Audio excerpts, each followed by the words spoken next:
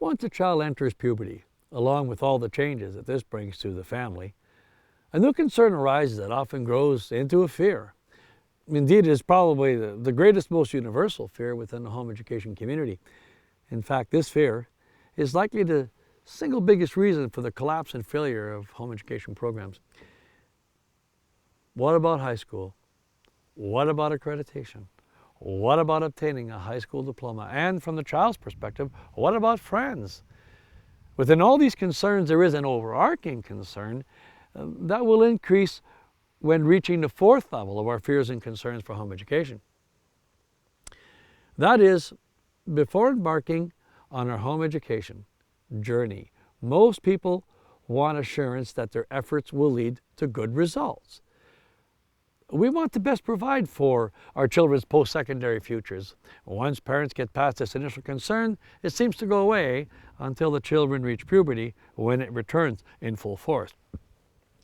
This is the stage where all the original reasons for home educating seems to be buried, with a greater concern for the future.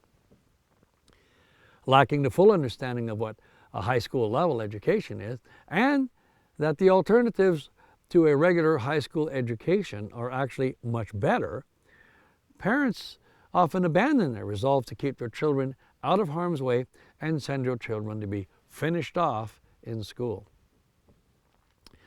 Well, meant as a joke, this may have merit when we apply this to raising cattle, where we send them to the feedlot to be finished off before being butchered. But it has no real application to students when giving serious thought and consideration. What has actually changed when considering the original reasons for having decided to home educate in the first place? Likely nothing, except that the children are older and more likely to be expressing more of their own personal opinions. You wanted the best education for them. Nothing has changed. You wanted them to be properly exposed to the truth. Nothing has changed. You wanted to be with them to form a solid family unit where siblings grow up to be each other's best friends. Nothing's changed. You kept them home because you loved them and desired to do what God had directed.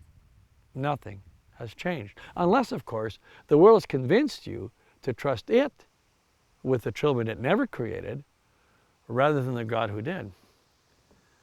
Sort of like when Paul questioned the Galatians, who having begun in the Spirit, now foolishly considered being perfected by the flesh. And you desired to give them the best possible tools and positions from which to successfully move on to a fulfilling life. Nothing has changed. Home education is still the very best way to prepare children for their individual lives. School groupings cannot provide the best environment for a student to develop as an individual. The family has always been the best place where children can be who they are without all the extra pressures and indoctrination that comes with school. Again, nothing has changed. Puberty is when a child starts to really look at the world. Not just their own personal little planet, but what the universe has to offer. It is a stage in their lives where others outside of the family will start to have increasingly more influence in their lives, and likely the time when the children will start to question the validity of their home education.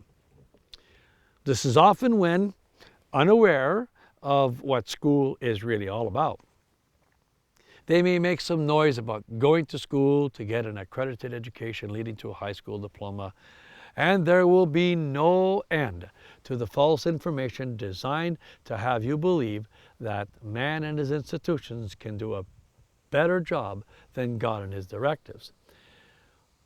What students are really wanting at this stage of their lives is to get out of the home. The simple solution here is to let them out, to provide new and stimulating things for learning and opportunities for socialization with others, yet always with the full knowledge that most others will do what they can to undermine your resolve to prepare your own children for their futures.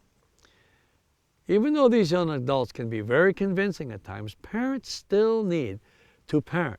Young adults hardly have more insight or wisdom than parents. As long as a child is under your roof, you still have some say in their lives, especially when just entering their adult lives. It is true that you need to treat them as adults, but that is only so when they are conducting themselves as adults. Children have even less information about how attending school will likely retard their education than parents do. This is not the time to let them make uninformed and potentially life-altering decisions. Should parents keep the student home yet decide to follow public programming, the concerns regarding school-based social issues may be taken care of, but the child is still being exposed to all that comes with the secular public programming and is now more under the tutelage of strangers than of parents.